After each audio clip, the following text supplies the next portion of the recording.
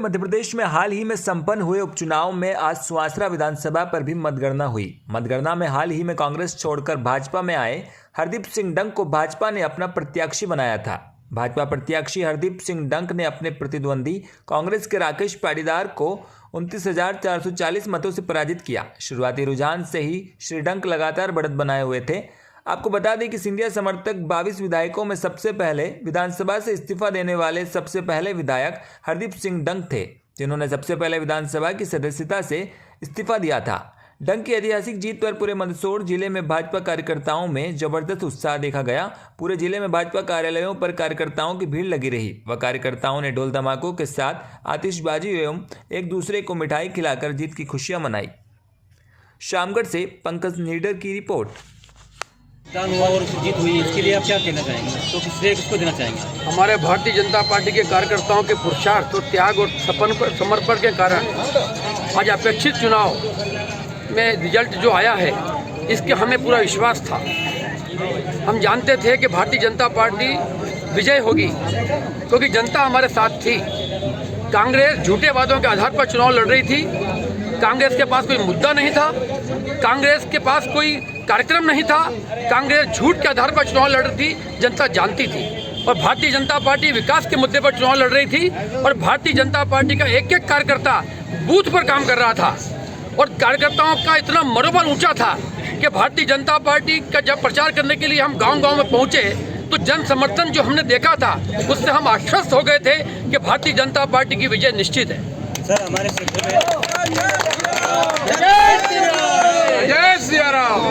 में सर एक सबसे बड़ी समस्या है बेरोजगारी। तो सारी सुविधाएं तो भारतीय जनता पार्टी ने कर रखी हैं, तो इस बारे में क्या सुविधाएं की जाएगी पार्टी की तरफ से? पहली बार सुवासरा विधानसभा में चुनाव के पहले मंत्री मिला है हमको और निश्चित रूप से भारतीय जनता पार्टी के मंत्रिमंडल में हरदीप सिंह जी डंग कैबिनेट के मंत्री रहने वाले हैं। शिवराज सिंह चौहान की विशेष कृपा है हमारे क्षेत्र पर। मैं आपको विश्वास दिलाता हूं कि भारतीय जनता पार्टी की सरकार युवाओं को रोजगार देने के लिए भरपूर प्रयास करेगी और इस क्षेत्र में उद्योग लगेंगे और कार्यकर्ताओं और हमारे नवयुवकों को रोजगार मिलेगा, इसकी गारंटी हम देते हैं। क्या नाम आपका सर? गोपाल नंदवानी।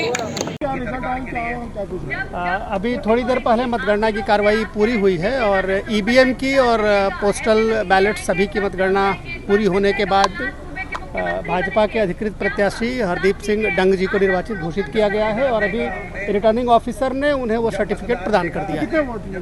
29,440 मतों से उन्होंने जीत हासिल की है। कुल 2,15,000 मत कास्ट हुए थे और 29,440 मतों से वो विजयी हुए।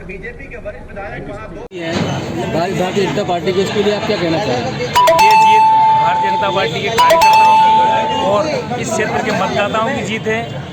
शिवराज सिंह जी चौहान के नेतृत्व में जो मध्य प्रदेश की सरकार कार्य कर रही है, इसे और अच्छा मजबूत बनाने के लिए यहाँ के लोगों ने जनादेश दिया है और भारतीय जनता पार्टी को प्रचंड बहुमत से जिताया है। ये सत्य की जीत है, हरदीप सिंह की जीत है और पूरे कार्यकर्ताओं की जीत है। और देश के प्रधानमंत्री आदरणीय नरेंद्र मोदी ने जो देश के लिए कार्य किए हैं, जैसे धारा 370, राम मंदिर, ट्रिपल तलाक, ऐसे बहुत सारे मुद्दे हैं जिस जनता ने स्वीकार किया है। जनता का बहुत बहुत धन्यवाद। क्या नाम है आपका? मुकेश दानगढ़।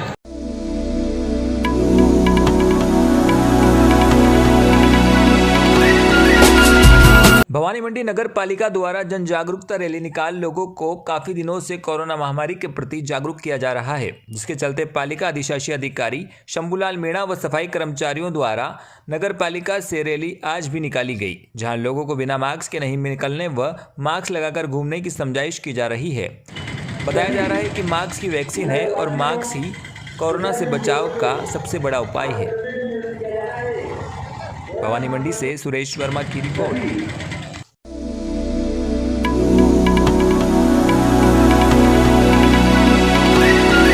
उत्पादन के लिए कभी छोटा नागपुर के नाम से प्रसिद्ध झालावाड़ जिले के किसानों का अब संतरे से मोह भंग होने लगा है। जिले के किसानों के लिए पिछले 1 दशक से यही संतरे के पेड़ अब नागवार गुजर रहे। झालावाड़ जिले के भवानी मंडी, मिश्रोली, करावन, आवर आदि क्षेत्र में 1 दशक पूर्व तक लगभग 90% किसानों ने अपने खेतों में संतरे के पौधे लगा रखे, जो किसानों को साल में 2 बार एक मुश्त बड़ी कमाई का जरिया था। जिसके बूते पर किसान शादी ब्याह, जमीन, ट्रैक्टर, ट्रॉली, वाहनों की खरीद फरोख्त सहित अन्य कार्य आसानी से कर दिया करते थे। लेकिन पिछले 1 दशक से संतरे के बगीचों लगे सफ़ेद और काली मस्सी के रोग के चलते क्षेत्र में लगातार संतरा उत्पादन गिरता चला गया। आज यह हालत हो गई कि किसानों को ना तो संतरे की पैदावार मिल पा रही और ना ही इसके कारण खेतों में अन्य फसल की पैदावार हो पा रही है। हालत यह हो गई है कि किसान खून के आंसू रोने पर मजबूर हो गया। किसानों ने अपने अरमानों पर पानी फिरता देख संतरों के बगीचों को काटना शुरू कर दिया ताकि अन्य फसल की पैदावार ले सके। पूरे साल में लाखों रुपए की कमाई देने वाले संतरे के बगीचे अब खेतों से साफ होने लगे हैं। किसानों ने बताया कि संतरे के बगीचों में लगे रोग की रोकथाम नहीं हो पा रही है, इसलिए लगातार उत्पादन गिरता गया। पौधों पर लगे सफ़ेद और काली मस्सी रोग के कारण संतरे के उत्पादन और गुणवत्ता पर प्रभाव पड़ता गया। वहीं खेतों में संतरों के बीच बगीचों के कारण अन्य फसल भी नहीं ले पा रहे थे। आवर से मनोज जैन की रिपोर्ट। बगीचे जब तक बोया अभी तक संतरा नहीं आया, इस कारण हमको मजबूरन होकर इसको काटना पड़ रहा है। अभी तक एक भी बार फल नहीं मिला। इस कारण से हमको मजबूर होकर आज ये स्थिति आ गई है कि हमारे पास कुछ भी नहीं रहा है, इसलिए हमको इस बगीचे को मजबूरन होकर काटना पड़ रहा है।